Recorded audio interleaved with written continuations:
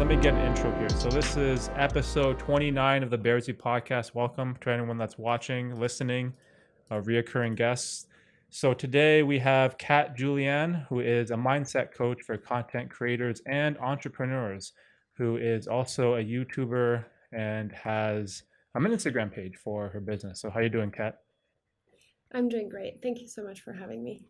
And no problem. So the very first thing I wanted to ask you was when I was watching your content, I noticed that you were finishing med school, and then you were finished this last June, I think you said, in 2021, and then you kind of, I'm assuming you stopped going down that career path and went down this whole business opportunity. So what happened there? What was the choice with med school and not finish or finishing it and then moving on to something else?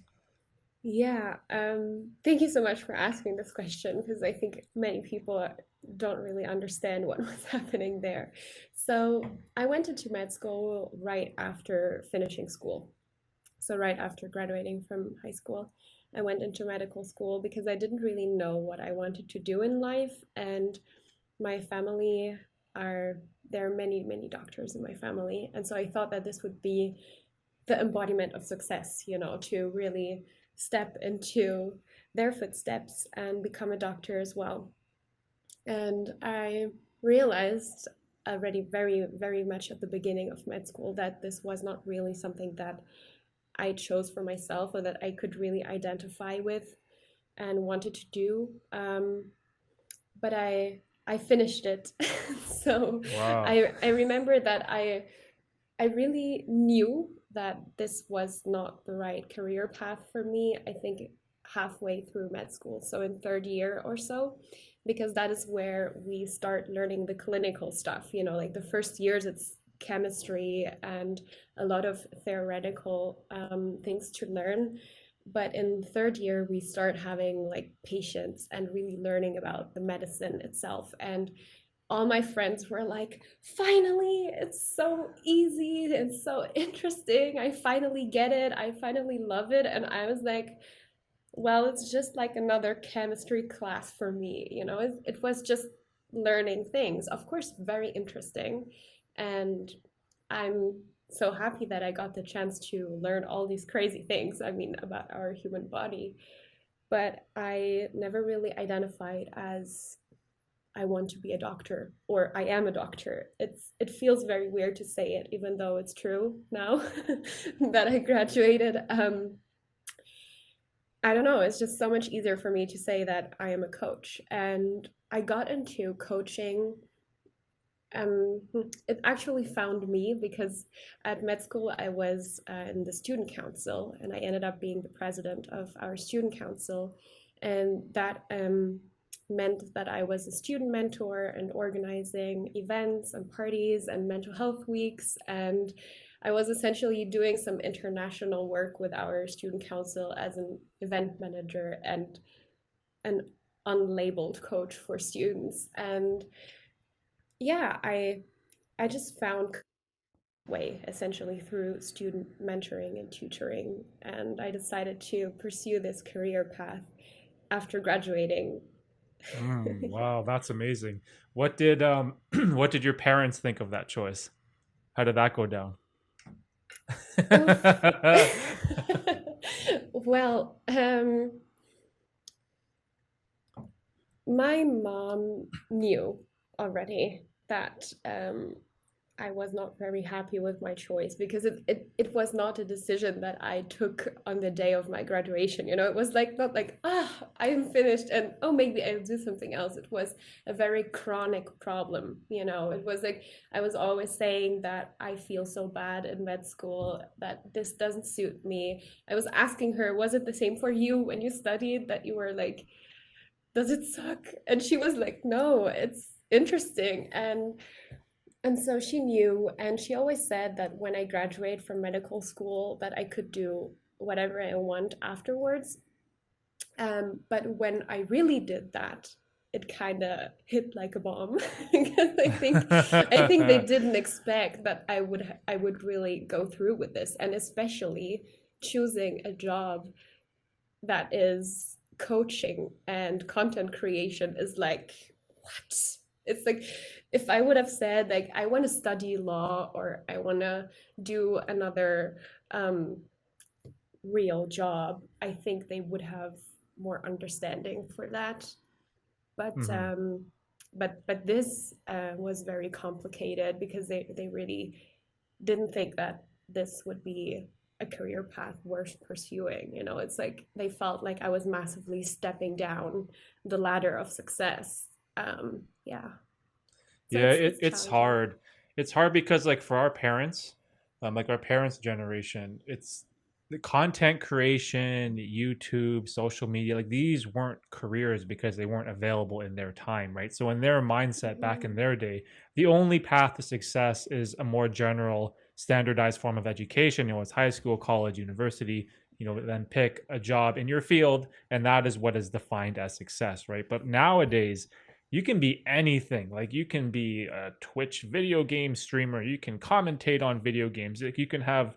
I've seen people stream themselves in a hot tub and drinking beer, and then you just like that's your career. Like there's the amount of professions and jobs where you can make a living now is so crazy. And I've talked to so many people that have been in a similar situation as you, and this was even me. Like when I told my parents that I was dropping out of university. I was doing like computer engineering, and I have like six uncles that are all computer engineers, and I was just supposed to be just like one of them, right? But I'm not into that stuff. Like I'm into like the arts and like philosophy and music Mhm. and all these creative things, but in their generation those weren't real jobs or careers like you said, right?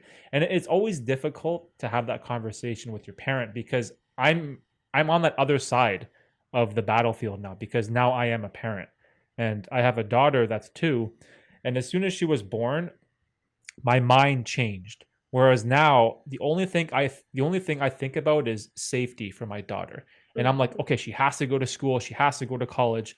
But then I'm like, wait a minute, that's contradicting my own beliefs. I should want my daughter to be happy. I should want her to do what she wants to do, and do things that makes her feel fulfilled. But as a parent, something weird happens to you biologically where it's like the way you think about your kids is so different than what you believe in, and it's very hard to have that conversation with your parents, especially if they're more stubborn or they're not more open to these ideas. But it sounds like, or at least your mom sounds like that she cares about what makes you happy, and I think at the end of the day that is huge. That is so much better than being stuck in a job that you feel like that wasn't meant for you, right? Yeah, it's very interesting what you say, and mm, even though I was like a little bit sad or frustrated about the fact that it was very difficult. The person I'm having most trouble convincing is my grandfather, obviously, Oh. because he's 90 years old, but he's really everything to me. So this is challenging because he is very not understanding it, and I'm not expecting to understand. I mean, it's completely fine, but yeah, and honestly, I think that this resistance that I am facing, and especially that I knew that I would face before I took the decision to really do this thing, actually was very good for me because I am so incredibly sure that this is what I want to do because because of this resistance, because I think that it kind of really helped me to take this decision, like I knew that it would be complicated to have this conversation. I knew it would be challenging to convince them that this is a good idea. But this forced me to really give this conviction to myself first, And I am very happy that this was a very good exercise essentially for me to be sure and to have a lot of self-confidence in starting on this journey, and I'm really glad that I have it because um it's I think that if they would have just said I can do whatever I want, and if I would not have been faced with this explanations to do, I would have faced this with other people that I don't know, that are not loving, maybe, and so if you doubt for the first time your decisions when you are reading a comment that is mean on YouTube, for example, I get those. it's more challenging, Like, I get a lot of comments saying, like, there's no fucking way that this chick is actually a doctor, and that she just chose Oh, to wow. start on a YouTube channel with 200 subscribers. And I say, you were right. This is very unbelievable. And sometimes I wake up and I'm not sure if this is real, but it is what it is. So I think that this is very, I mean, of course it sucks, but it's also, I think, a good character training, Hmm. And most of the time, like when I actually created a video about this, it's not out yet, but I see this topic coming back very often, like how to deal with people who don't understand your dream. Because that can be like so incredibly frustrating at first. But I think that the way to handle this is to inspire rather than convince. Because, like, I'm going to go maybe on a very long tangent about our psychology, but I think this is like we all have our different model of reality, as you just said. For older generations, like internet, YouTube, and all these things is not part of their model of reality as it is for us now. But you can still speak to these people on a base that also exists in their version of reality. For example, happiness. They understand that very well. Understand fulfillment or joy or the way that you feel. And so if you can show, for example, if I can show my grandfather that I'm actually so incredibly happy that when we meet, I'm just smiling and feeling so fulfilled, he undoubtedly understands that because that's also part of his world. And then he slowly now starts to question his belief because he's like, wait a minute, she's doing a job that in my mind really sucks and doesn't exist. How can she be happy? That doesn't make any sense. And so he's starting slowly to think like, maybe it's actually not that bad because happiness is like really good and I can feel it. So, like energy and aura and happiness and inspiration is something that it's a language that everyone speaks, even though they don't know that they speak it. And that's very, Mm. very interesting how you can um, help people change their minds without even needing to convince them and only by showing them actually how you are. That I kind of like that. You sort of give them an idea that they can relate to, so it doesn't feel as foreign or fringe. You know when that happens to me, you know what argument that I use? Well, I tell people like, say you go to college or university, right, and you're gonna get a degree. Generally, it's a 4-year program, right? Give or take, could be a couple more years depending on whatever you're studying. And I'm like, okay, say you go to med school or you go to law school. In that first year, can you really work in the field? No, not really. Are you really knowledgeable or skilled? No, you're pretty much still learning, right? And you're still spending money to try to finish those 4 years. And I'm like, okay, well, look at YouTube. When you start a YouTube channel, are you going to be successful in the first year? No. Are you going to know what you're talking about? Are you going to be good with editing? Are you going to be good with speaking to the camera? No. But what if you treat it like a 4-year program where you give YouTube 4 years, where you put in like that 40 hours a week and really dedicate yourself to the platform, and you don't have $100,000 in student debt? If you look at it that way, there's this very similar parallel that if you're open minded and you can think about it in a way where like, oh, it's just like any other job, you have to build up those repetitions, you have to build up that skill. And I know there's this like abstract number around called like the 10,000 hours or whatever, like it takes you 10,000 hours to master, like give or take, a skill. And when you go to university, you probably spend more than 40 hours a week working and studying, right? So maybe you're putting in like 2,500 hours a year. So you finish your 4-year degree, that's your 10,000 hours. And I feel like the exact same concept can apply to YouTube. So when I tell people like, Mm-hmm. oh, me dropping out of university is stupid, I'm like, okay, but look, I'm trying to build this YouTube channel. I'm trying to build this business. You know, it makes me happy. It gives me fulfillment. And I am not $100,000 in student debt, right? So I have Yeah. money to be a responsible parent. I can pay my bills. I can pay my rent. I can be a fully functional Right. adult and still chase this goal or dream that gives me happiness. And even though you might not be able to see that, right, just because we're not following the standard path that every other person in society follows, that doesn't mean it's wrong, right? So that's generally like the fringe idea or argument that I bring up. And people always look at me strange, like, oh, like you're going to be on YouTube for 4 years and make no money. I'm like, yeah, because I'm learning. It's a skill that I'm trying to develop over Well, time, how much right? money did you make as a student? Sorry to Yes, ask, but exactly, I right? mean, yeah.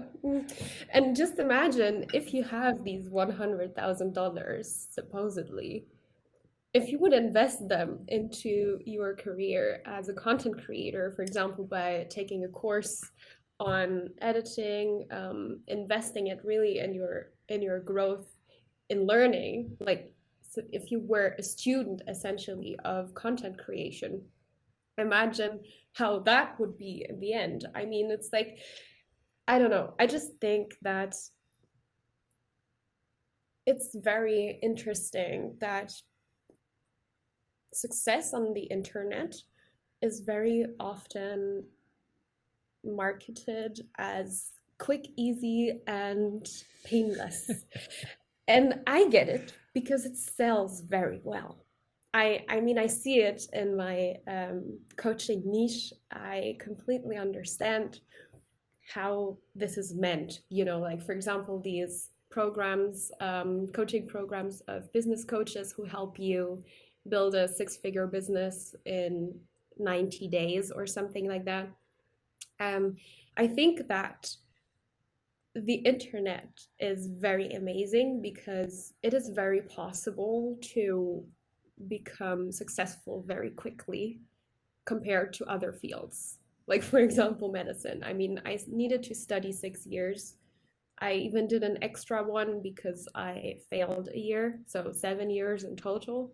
Oh, And wow. that was 7 years of You're learning. dedicated. And yes, I have a very, very powerful stamina, I think, for, for learning and work.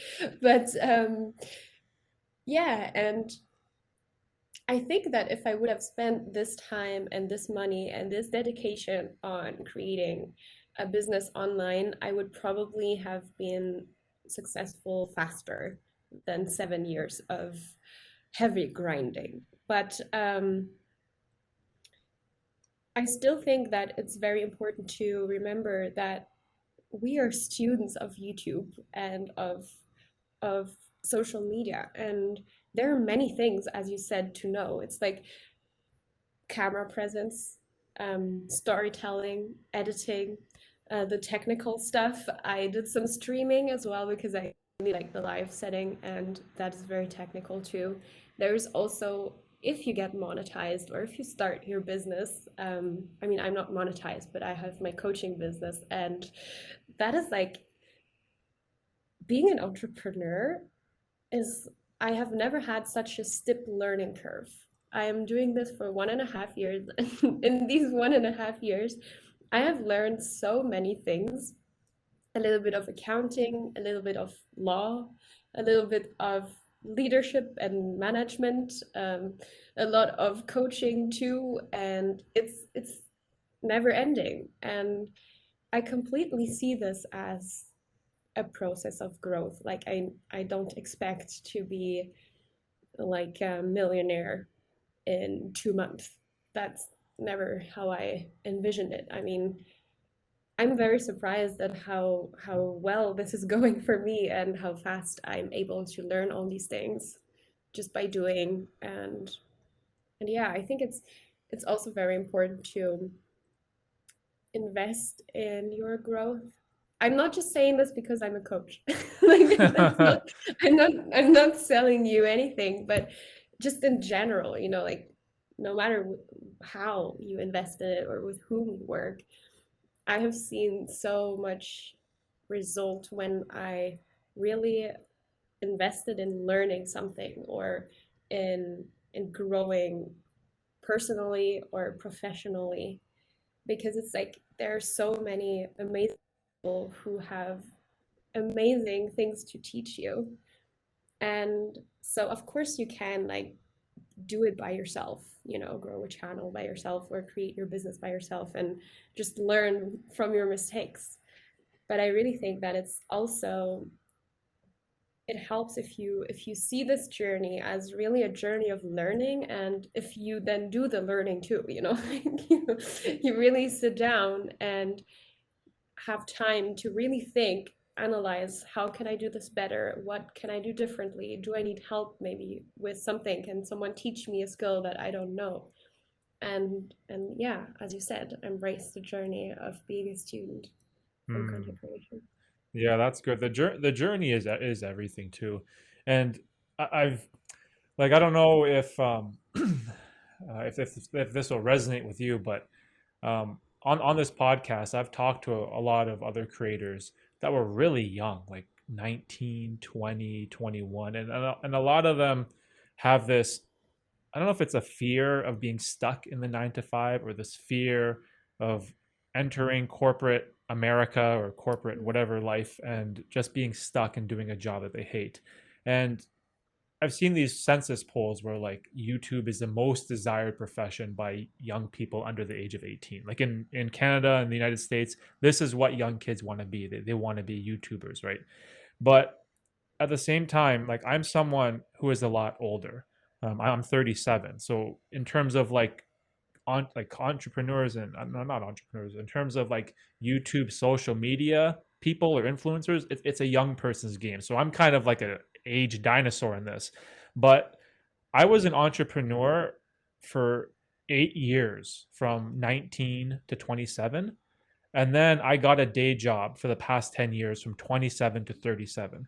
And these past 10 years that I've had at my day job have been the most miserable years of my life in terms of my work. I've been the most miserable, like it's unfulfilling. I hate my not I don't hate my job, but I hate what I'm doing. Whereas in contrast, those original 8 years when I first was an entrepreneur at age 19, when I dropped out of university, those were like the best years of my life. But even though I didn't know what I was doing and all my business ideas failed and I kind of like went broke and and nothing really worked out, it didn't matter. I was so much happier. And getting a day job where I get this consistent income, it doesn't make me happy. Like the money is not what brings me happiness. And it's always like I'll always choose passion over safety and conservative options like the 9 to 5, because at the end of the day, like I'm 37, right? So how many more good years do I have left in my life, right? Am I going to spend another 10 years at my day job and just being miserable, or why don't I do something about it? Do something, right? Go out and try new things, read new books, try new skills, and whatever it is, right? And that is what has, and right now, like I'm an extremely happy person because what's happened is I've stepped down from 40 hours a week down to 30. And I went down from 30, now I'm down to 25. So like I used to be at 40 hours and I was like putting in 20 hours in YouTube, and now it's going like this, right? So now I'm putting in like 25 hours a week at my day job and like 35, 40 hours into YouTube, and I'm infinitely more happy in my life. Even though I have less money, like in terms of happiness in the ratio, it's not even close. And I always tell people, like especially young people, if inside your soul you know that you want to pursue the life of the entrepreneur, then I say go for it. But you just have to understand that there will be an extreme amount of bumps and failures along the way, because it's not as pre-planned as a day job where, oh, you get a day job, you have a salary, you get a guaranteed paycheck every week, you have benefits. It's very linear, right? Your growth is almost like this straight line that slowly grows up every year. Maybe you get a raise. Where the entrepreneur, it's like you're up and down, and then you're broke, and then you're up again, then all of a sudden it could take off. You never know. And I always like to tell people, like, if you feel that need to pursue entrepreneurship, Like I say, go for it the best you can because you won't regret it, right? Even if you do fail and go broke like I did, it was still like one of the best moments of my life, right? Yeah, you said so many things that are so incredibly interesting. Um, First, I'm gonna say that I have the feeling that it's very often like you have to do this or that, and it's a decision forever. And people are so scared to try things, and to if they have the desire, for example, to try and start a business, you can do this, and it doesn't mean that you will be an entrepreneur until the end of your days. And it's the same like with this fear of being stuck in a job. Like, I understand that in some situations people are really stuck because their existential needs depend on a job, but there are also people who are feeling stuck in a job, who are scared to not be able to leave, when in reality they could, if they wanted to. I mean, they would be able to find a way to make this work. And I have the feeling that, I always say to my clients when they tell me that they have doubts, like if they have a job and they're like, oh, I don't know, maybe I could become an entrepreneur, but I'm not sure. I have so many doubts. I'm so afraid that I might fail or things like that. I say always that doubts are really good because it means that you have already realized that there are other possibilities. So it's like there's a metaphor in a French book that I really love. And I always use it to explain how doubts are actually a sign of growth. So there's a city in this book, and it's a city where there are like wizards and enchantresses living in the city. And around the city there are like huge walls, and no human being ever was able to go past these walls or climb these walls, so incredibly strong and big and everything. And one day a wizard and a human they become friends, and the human is asking the wizard, like, how do you get inside of this protected city? How do you walk through these walls? I don't get it. And the wizard says that these walls exist only for those who believe that they are there. And once you start doubting that these walls actually exist, you can just put your hand through it and simply walk through the wall because it's not going to be there anymore.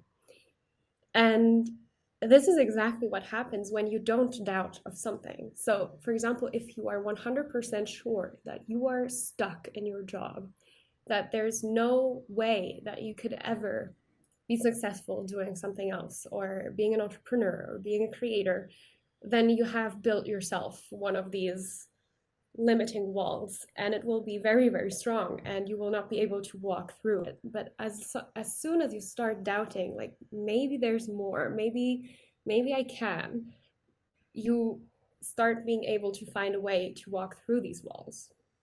I hope that makes sense. Mm. No, no, I get but it. That's cool. but yeah, and so it's the same thing, like, I think that if you're worried that if you're young, maybe you're 19 and you don't really know what you want to do, and on one hand you really like the safety of a job, but on the other hand you really want to do something else and you don't know what you want to do, then I think that you can totally start working a job and think about what it is that you want to do and then start from there. It's not like, I feel like there's so much pressure that is put on young people to take a decision, and it feels like the decision of life. It's like, I decided to go to med school, and it took me 7 years to be sure that this was not a good idea. I don't recommend this curriculum to anyone because it's really a lot of trouble for for the results that it gives. But um it's never a waste of time to try something out, especially in the professional or academical field. It's impossible to waste your time Mhm. doing that. Like, it's impossible to waste your time if you try to build a business, because you will learn so much even if it fails, you know. And it's not a waste of time, it's a very, very good experience and lots of insights. Hmm. And so yeah, I think that it's a very, very personal decision, and I really believe that for some people, it's completely possible to be happy in a 9 to 5 job. For example, if one day I find a job as a coach and content creator full time with some other people who do similar things, and they have, I don't know, a kind of training center or an agency or something, if I ever would feel like this doesn't limit me in doing what I love, then I could see myself, in theory, working there. It's just that the job that I want does not exist now, so I created it myself. And it's great because now I have it. Um, but I think it's more like the idea that as long as you're happy and passionate, and as it's okay for you, then that's totally perfect. And I also know some people who have a job and who really earn well their money with this job, even though they don't really like what they do. But through this job, they manage to work not so many hours. So, just 30% or something. And yeah, and it pays off. And then they can spend the rest of their time going on holiday or doing what they love. And they are fine with that. And I think that it's very important to know what your definition of success is, or what it is that you want, what makes you happy. And and then pursue that. And if it's money, then by all means, that's okay. It's like, I just I just want to say this because I feel like there's a huge kind of stigma nowadays that is like, money is not a measurement for success, or it's not worth pursuing. But for some people it is, and that is completely fine if that Hmm. is your aspiration. And so yeah, I think it really depends, and everyone understands success differently. For me, for example, it would be very easy to find a job that pays very well, as a psychiatrist in a hospital. I think I could start working probably next month, if I would want to. I wouldn't have to go and look for clients anymore. I would not have to worry about money or do anything like that. But that just doesn't represent my success and fulfillment, because I would so miss the creativity and the possibility to just express myself and give life to my ideas. And yeah, so Hmm. it's Yeah, the important to money the know. money thing is tough because I always hear people say things like, "Oh, there's more to life than just money." And then I always counter that with like, "Well, there's also more to life than just being broke and struggling to pay your bills and pay your rent." Yeah. Like I'm someone that takes personal finance extremely seriously, not because I'm interested in money, and it's not because I have this greed or lust for wealth. It's because the thing that I want the most and I value the most in the world is time. I value Mm. time it's the best thing in the world is time and having more time because you can't get more time. It's only what you have, right? But time is you can free up more of it with money. And that in my opinion is the value of money. It's to free up your time where like I'm not trying to become financially free so I can buy a huge house or buy a Lamborghini or a nice car, like or any of these materialistic possessions. I don't care about any of that stuff. Like I wear the same gray no name brand t-shirt every single day. I have the same I wear like the same clothes. I have a like a used car. Like I don't try to purchase anything with my money, but with my money, I'm trying to grow it because I want to be financially free so I can spend my time doing the things that I love and doing the things that I want to do. And I think Hmm. this idea of it's either you're all in or you're not is kind of flawed because unfortunately, personal finance, it's very important in our society, right? Like you need it to live, and inflation keeps going up and things are expensive. So I feel like you have to take personal finance seriously to at least a certain degree. Now, does that mean do you have to ball out and buy a super nice car all the time? Well, no. I think spending your money for the materialistic trap is a huge mistake. I feel like that's a poor decision to use your money towards.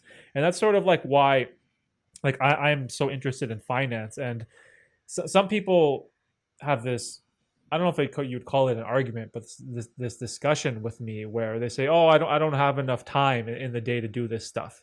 Well, I'm like, well, I'm pretty sure you do, because like I have a job, I have a wife, I have a daughter, I have a mortgage, I have a car to maintain, a lawn, like all this stuff to maintain, right?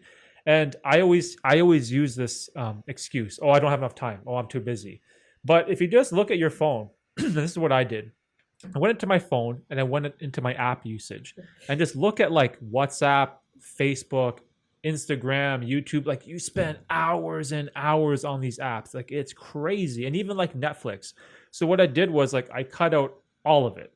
And the reason I cut out all of it is because I cared so much about bettering my life. So I want to do something about it. And if you're serious about wanting to do something about it, get rid of all that other garbage. And it's amazing how much time frees up in your life. And look, I used to work as a videographer. I started this YouTube channel. I have a podcast. I did a live stream yesterday.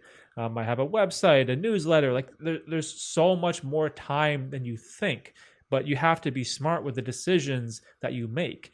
And it's kind of related to I like that wall analogy you used with like it's like a mental block, because there's this one story that I always use for myself to get over those barriers, and it's this old story of this British guy named Roger Bannister, and he was the first person in human history to run a 4 minute mile. Now, throughout the entire existence of human beings and the earth, like for millions of years, no person in the entire history of the world had ever run a 4 minute mile. It's never been done for millions of years. And this one British guy did it because he believed he could do it. And what happened is, as soon as he broke that record of a 4 minute mile, 6 weeks later, another guy did it, and another, and another. And then there was tens, and there was hundreds, and then there's like thousands of people that broke this record that stood the time of human history only because one guy was able to believe, and he broke that barrier down. And then it gave other people the belief in themselves to pursue it too. And that is a huge part with all this. And I know what you're talking about, like these mental barriers, like for the ones where in your story, you can kind of like just go through it, right? And that story resonates with me so much, because whenever I have self doubt and I'm like, I'm too old to be a YouTuber. No one's gonna want to listen to me. I'm too boring and I'm not interesting. And I always break those barriers. I always remind myself of that parable or of that story of Roger Bannister, the one guy who believed, and that's why he could achieve. And those are these small little tidbits of information that I use for myself whenever I have self doubt, right? Yeah. It's like it's it's very, very true what you say. And I think that doubts are really a good thing because, as I said, it's the moment where you start doubting that you actually can do it. Because if you knew that it was impossible, you wouldn't even think about it because it wouldn't make any sense. It's like you're not thinking about streaming from the moon because that's like, it's just, I mean, it's just not part of your reality right now. So maybe in a few years, if Elon Musk um, manages to make us a multiplanetary species, we will Oh, see. guy's the best. And now that we are talking about Elon Musk, the fact is, it's bullshit when you say that you don't have enough time. I'm sorry, I'm swearing on your channel. No, it's fine. No You should filter. watch my Say whatever you language. want. So, Anything goes. yeah, so it's because, like, fact is, we all have the same amount of time. You have the same amount of time than Elon Musk. You have the same amount of time than Beyonce and Ariana Grande, and you have the same amount of time like Michelle Obama or whoever you look up to. It's like a day has 24 hours, no matter what is your name, where you live. And It's just a question of how you manage it or what are your priorities, as you said very well. And so it's truly amazing to see what is possible to do with this time, like if you just watch other people who are successful. And when you told the story of this British person who run the mile, I think that this is truly inspiring too, because all the people who did it after that were inspired by his success. And I think that this is also something that is a great moral behind the story, is that when we see someone achieve what we want to do, it's not something that is supposed to make us feel bad or you know, not good enough. It is something that we can also choose to see as a proof that it is possible, it is humanly doable to achieve this. And, it's funny that I mean, no, it's not funny, but I understand that you think that you might be too old for YouTube.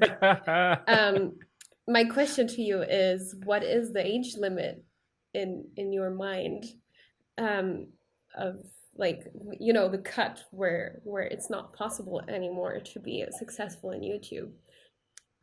You know what? I have an interesting answer for that question. When I first started out YouTube, I created my channel in 2007, and I was 23.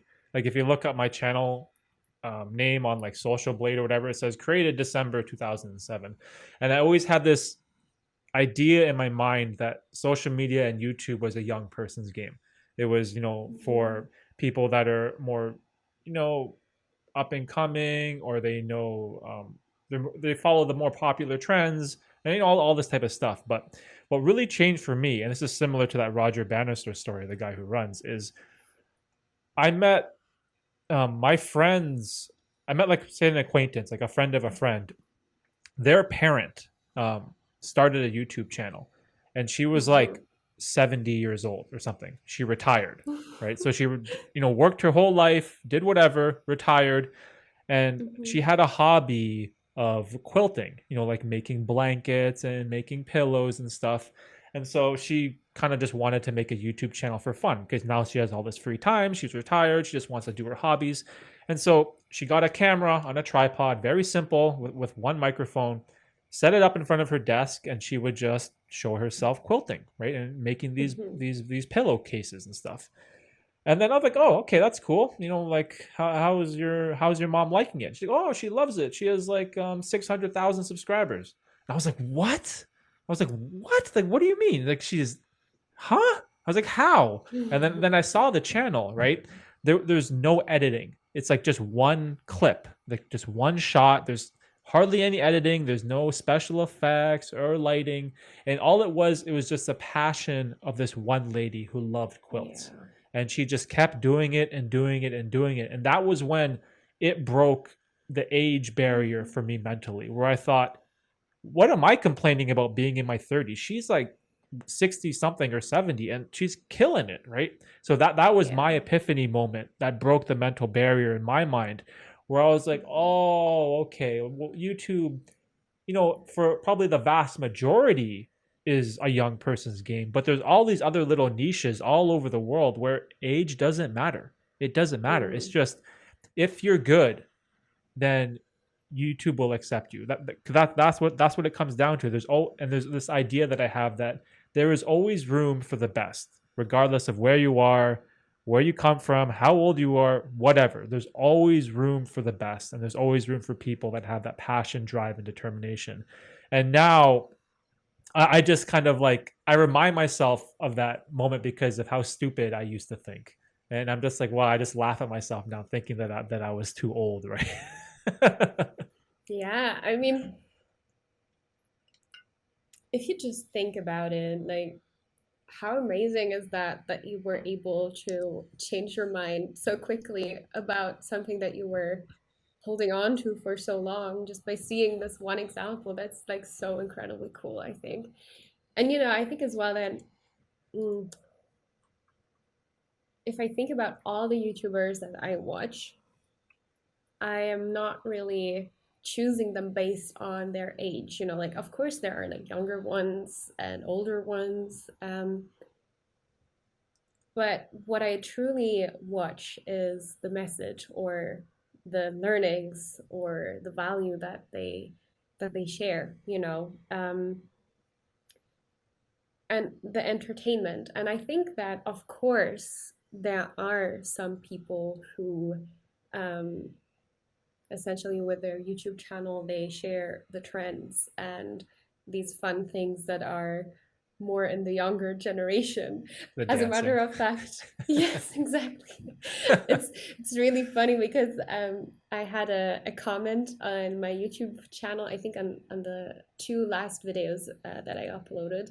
So the meditation and the procrastination video, and it was like the same person who was commenting that when they saw my video, they thought that I am a creepy old boomer and, and that my generation needs an update and to be more young, and that I need to definitely work a lot on myself if I want to reach a younger audience.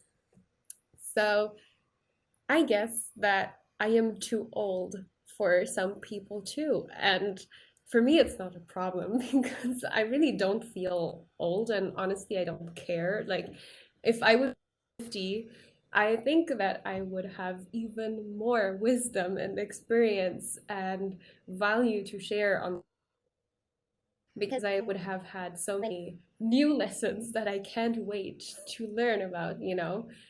But I'm just sharing this with you because I ended up having a very long conversation in the comments with this person. You can read it. It's like a thread of I have it 20 up. I'm looking at messages. it right now from Chris. His name is Chris. Shout out to Chris. Yes, exactly. But honestly, like we had a very interesting conversation. I couldn't stop talking to Oh him my because gosh, you guys went back and forth. Jeez. yes, exactly. We talked about a lot of things about authenticity and, you know, how to just be yourself and speaking foreign languages. And it was very enticing actually to have this conversation with a person. And very interesting too, because it just really shows that it doesn't matter how old you are, there will always be someone who will see things differently. For example, if I would be 16 and I would sit there and give life advices about procrastination and self love and success and how, you know, you can live a healthy life, people would say, like, okay, so why the hell should I listen to you? You know nothing of life. If I would be 50 doing the same thing, they would be like, why you've been doing this? You are a creepy old lady. And if I'm 26, the same. So it's like, I think that that's not the point. You know, it's like doing with what you have. And it also doesn't make any sense to think about this because you can't change your age. And I think it's there's a lot of value and wisdom in the fact of having more life experience that young people can definitely benefit from. I'm thinking of, for example, Heinz. Do you know him? He's a, Yeah, the Jamaican guy. yes. Oh, that He, guy's for the best. example, yeah, Drinking tea all see, the time and burning incense. exactly. Yeah, that guy's awesome. Love that guy. Exactly. Have you ever thought about how old he is or how that doesn't fit into this trendy TikTok age? I think it's like I could totally see myself being a young person listening to him because honestly, he has this crazy energy, had this very unique style and so much wisdom and value to share that his age is just like it's like off That's topic. irrelevant. You know, it doesn't. I mean, like who cares? And probably if he would be 19 or 21 or something, he would not be able to do this the way that he is doing it now. You know, and I think that this is totally like something that you can either see as a negative thing, and in that case, it probably will slow you down, or you can see it as a massive asset to be different and do your very own thing. Because I think that's like also something that I've been thinking about a lot, that YouTube is getting more and more boring, I think, because people have these codes that have been established over the last 10 years. And I remember when I discovered YouTube at the very beginning, it was so exciting because you were seeing like different new things, you know?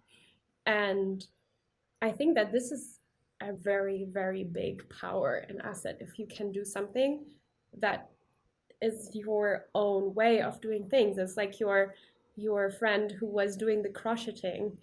It's something that it has very unique, surprising thing. It's not just an other video from someone who does like the same thing that you have seen already 1,000 times. Hmm. Yeah, you know what I think about that Heinz guy is whenever I watch his videos, I think of the one word authentic. That's Hmm. why that guy is so good, is because the way he is on camera, I'd imagine that's exactly how he is in real life. There's nothing fake, right? The guy loves tea and ASMR and incense and all these maybe more fringe things, more fringe ideas, and he's like smells like ginger and he loves it. I'm like, ginger, okay, I don't know, cinnamon, cool, I guess. For me, I don't know, I don't really care about that type of stuff. But you see the love that comes out of him, the passion and the authenticity for things that are meaningful to him, and I think that's what's so appealing about that guy. Is just he accepts who he is, and I like your point about kind of YouTube being sort of boring, where people have kind of figured out, what how YouTube is, like have an interesting hook, and then make it, mysterious, and have like all your breaths and white noise edited out and make it very fast paced. And that's how I started I'm my so YouTube guilty channel of too, that. right? Yeah, that's fine, right? That because it's also it's content that's appealing because it's like a formula that works, right? But what that Heinz guy taught me is that there's a lot of value in being authentic too. And that's what I started Hmm. doing recently, where I just posted videos where I would just turn on my camera, and I didn't care if I had the best lighting or best editing, or I had all these scripts or thoughts and research, like thought of beforehand, and I would just try to be myself and speak to the camera as if I would speak to a normal person. And then I've got feedback recently from a couple like of my subscribers, like, "Oh, I kind of like your unfiltered videos." I'm like, "Really? They seem so boring to me because there's no production value to it. It's not polished, right?" But also you got to remember that you in YouTube is about people. It's about you, right? Uh-oh. Internet's Yeah. wonky. No, my computer said that there are too many programs running, so I closed them. You're multitasking. Oh, No, that's I'm funny. not, but it's like, I don't know, for some reason, I have the feeling that MacBooks have a lot of trouble when there is Chrome open. Like it takes a lot of Oh, um how do you call that? Like processing the power or RAM. whatever. Yes, RAM, exactly. yeah. So I need to close everything. Like I just have Chrome and Safari open. So just two Hmm. browsers, and that's already too much to Yeah, handle. yeah, yeah. So, but yeah, I closed everything now, so we should be fine. Oh, okay. Yeah, I'm not much of a Mac user, so I don't know. I don't know what's going on in the world of Macs. Yeah. It's I'm it's one of those okay. those guys that refuses to pay the premium because it's an Apple product. Like all my stuff is like used secondhand. Like all my cameras, like all the cameras that I have, it's all like used gear. My laptop that I use, everything is like whatever because I don't care in that materialistic type of thing. And I'm not saying that Apple is bad or anything. Like for example, my wife, she loves Apple products. Like she loves like it brings her happiness and joy, and I see that in her eyes right when she gets it. But when I have it, I'm like, I don't want this garbage. I just give me the one that's just $200 cheaper. It's not as good. Like the Android is probably not as good as Apple, but it's good enough for me, right? So I am always avoiding that whole materialistic stuff to a point where I'm a little bit over obsessed, I guess you would say. I think that's okay, like the things like too much or not enough don't exist because they have different meanings for everyone out there. So I think it's not possible to say, but I definitely am an Apple addict. It started Mm. with my very first iPhone and I can't stop. I love it. I know. I know that probably it's unnecessary, but it feels very necessary to me. No, that's fine though. Like if it brings you that joy and happiness, and that product it brings you value, right? And that's what is important to you. I think it's bad Yeah. when like I have friends that buy just for the sake of buying. You know what I mean? Like Yeah. they don't really care about it that much. They, oh yeah, I just have to get it. I'm like, why? Is your old phone like not working? No, I just have to get it. I'm like, you have to get it. Why? Like, what's the reason, right?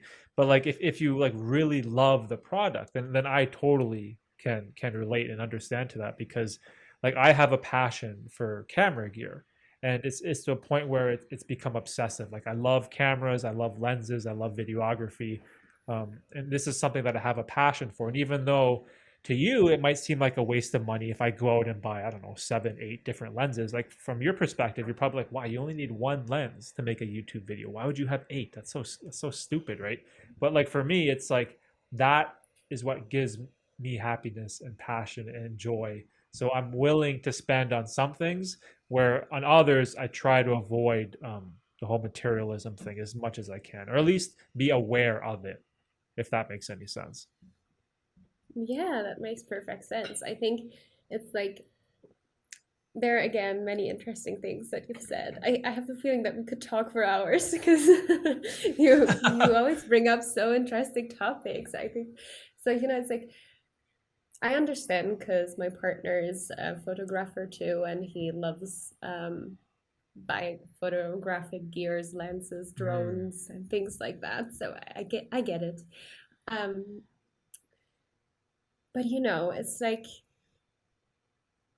I feel like the most important is that it brings you joy. And as you said, there are some people who will buy fancy things.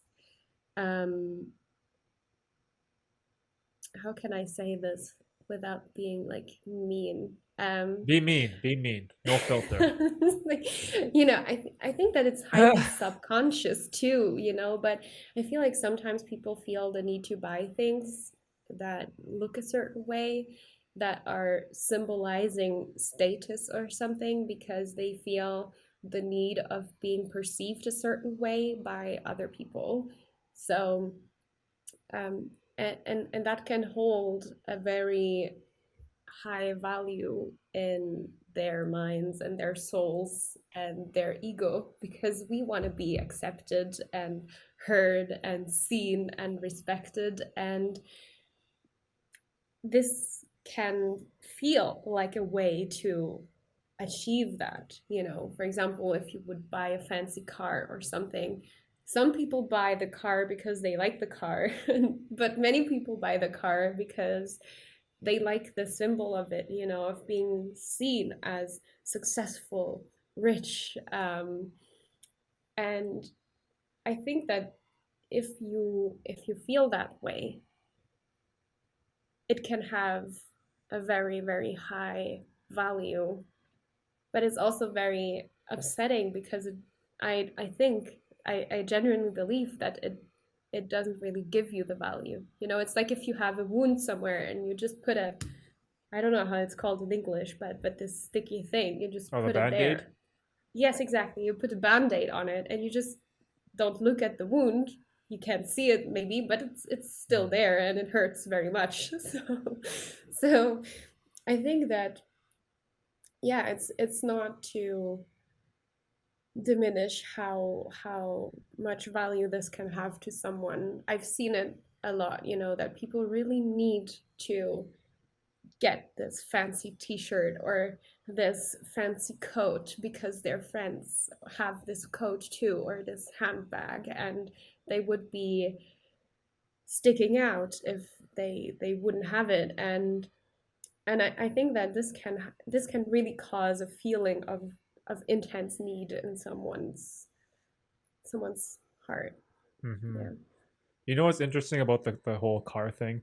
I'm like a hater when it comes to automobiles and cars. Like I'm a legit hater. Like my brother-in-law sells cars and he loves cars and I love him and he's passionate about it.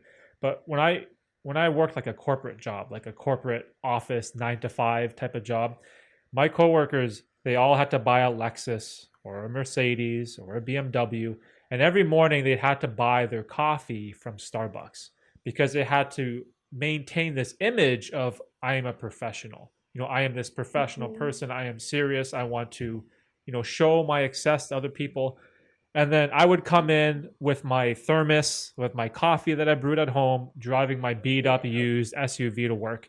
And one time I had a conversation with one of my coworkers, right? And I'm like, why do you care so much about your car?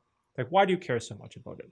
And then they went into this like whole thing about like, oh, I deserve to drive a nice car. It makes me feel good. And it's like I want respect from other people. I want admiration from them. And I'm like, you know, when I look at someone driving a nice car, I don't think, oh man, that guy is so cool because he has a nice car. Oh, that guy is so successful because he has a nice car. I think in my mind, like, oh, I view myself in that car, what I would look like driving it. I don't care about the dude inside. Like it doesn't even come to my mind, right? So some people you're trying to flex and show off, and you're seeking admiration from your peers. But the only thing your peers are thinking about is how they would look in the car, right? No, everyone is thinking about themselves, right? And this idea of like, Yeah. oh, I have to have Starbucks every morning. It shows I'm a professional. I'm like, you're spending $6 every day for coffee, $6. So it's $30 a week for your coffee. Is it like to show off to who? Like who are you trying to impress? And that's a part of our society in North America. I don't know if it's the same where you live, but over here we're very similar to the States, where it's all about this status, this symbol, like, oh, I'm a professional, I have a career, I can afford a nice car, I can afford Starbucks, I can afford a Gucci bag or a Louis Vuitton, and it's like this never-ending cycle. And then what happens is you get caught up in poor personal finance decisions where you're just working to fuel those habits because now those habits control your life, right? And at the end of the Yeah. day, it's a horrible, horrible trap that I feel like so many people get caught up in. It's because everyone else does it. So you kind of follow the herd and do like everyone else because you don't want to be that one guy. You don't want to be Derek who has a shitty car that drinks out of his thermos, right? You don't want to be that guy, right? But maybe that guy is, more financially savvy, or maybe that guy's more happy. You don't know, right? And I hate this materialistic financial trap that we have here in North America. And it's very difficult for me to talk about it because I always see, especially young guys at my work, like young up and coming guys. It's always like, oh, I got a raise, I got a promotion. I'm gonna go buy a Mercedes, whatever, S class Mhm. or something. And I'm like, why, right? And it just drives Yeah. me I mean, nuts. it's like you are so right. And I think that it's definitely a thing here in Europe too. Even though I have to say, here in Germany, it might be a little bit better because people are all about saving and living sustainably and all these things. And so now it's like more, it's cool if you come with your thermos. And also Germans value hard work more than anything, I have the feeling. So, but I get it. I mean, these status symbols are completely international, but I think that the interesting question to ask to these people would be if when they have their car or if they have like their cup of Starbucks standing on their desk, do they finally feel professional? Because I mean, that's I have the feeling that it's like a vicious circle because you do things because you want to trick yourself into thinking that you are more something. And at the end of the day, you realize that this didn't change anything about how you feel about yourself. And then you need more, or you need it daily. And I think that Derek, who is owning his thermos and his secondhand clothes, that he doesn't feel unprofessional because he doesn't have a cup from Starbucks. If we would imagine asking Derek um, how he would measure professionalism in his life and in other lives. He would not say it's the amount of coffees that they order or the car that they drive. It's how reliable they are, if they do a good job, and if they don't call sick when they are not sick. And so, Mm-hmm. it's like things like that. And so I feel like this is actually something to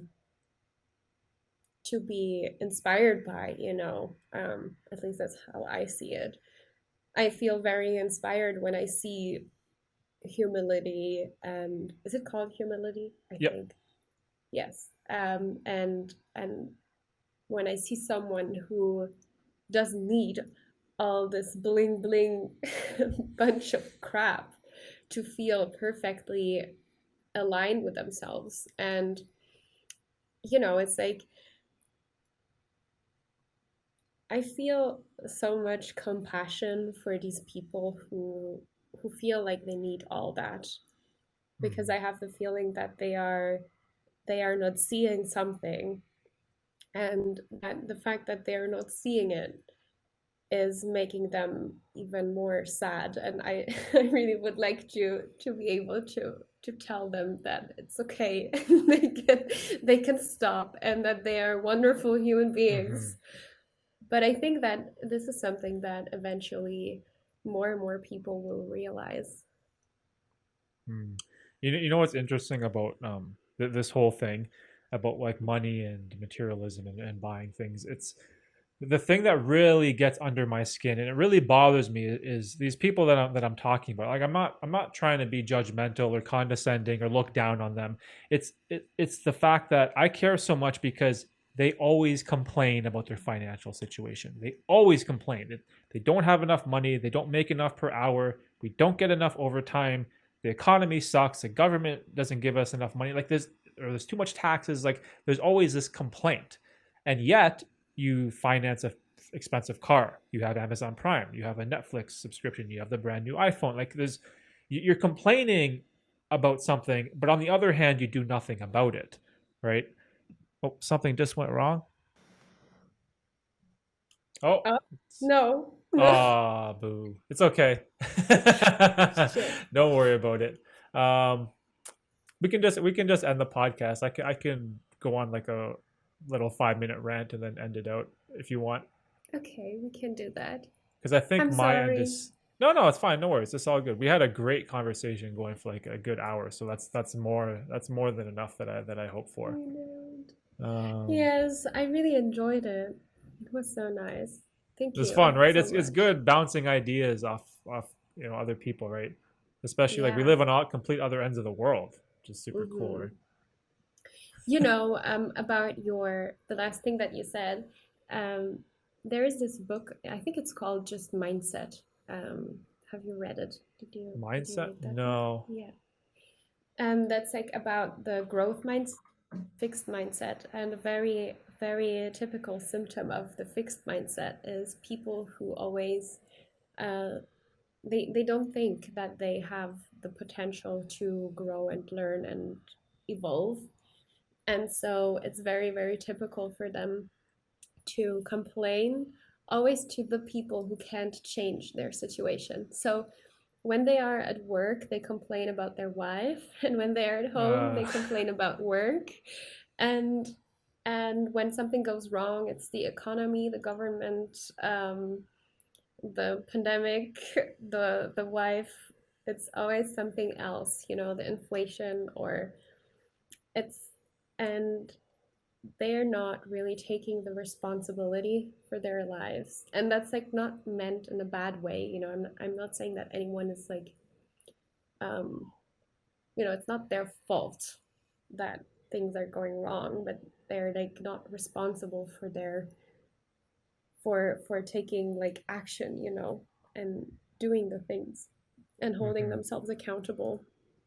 And yeah, I just like to see responsibility like saying to someone that they have the ability to respond, and to do things. And So I think that this is what these people are going through. Hmm. Yeah, mindset. You said right? Yeah, I Oh, think it's, wait, let me check. by Carol Dweck. I think it's like white and blue. Yeah, it's white and yeah, the book is like all white and then it has like some Oh yeah, yeah. blue Then text. yeah, exactly. And I think the face of the guy is on the book, but I'm not sure. But I think it's just called Mindset. Yeah, exactly. It's yeah, this.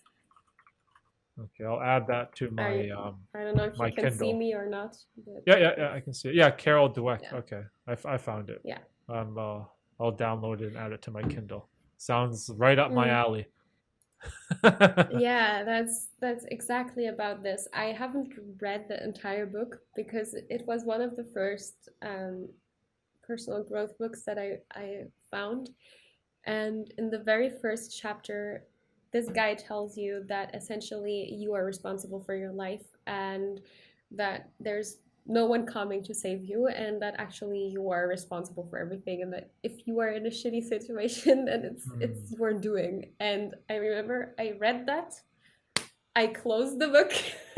Yeah, it's like I threw it back in the corner. I was like, no, no, no, like it's not. I was like, this guy is just like, what is this audacity to write such things?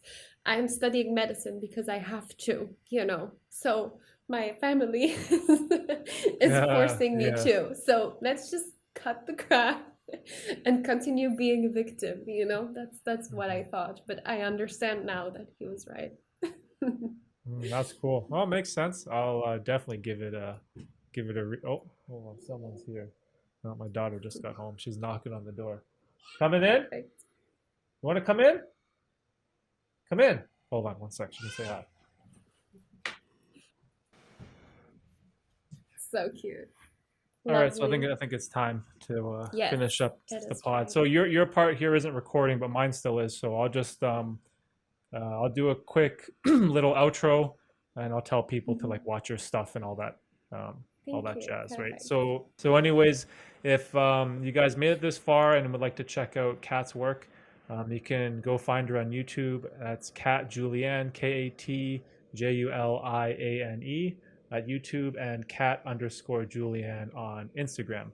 So if you guys are looking for inspirational, empowerment, more creative type of mindset coaching and content, definitely check her out, as I had a great time having a conversation with her, and this was an amazing podcast episode. So thanks, Kat, for doing this, and we'll see you guys next time. Peace.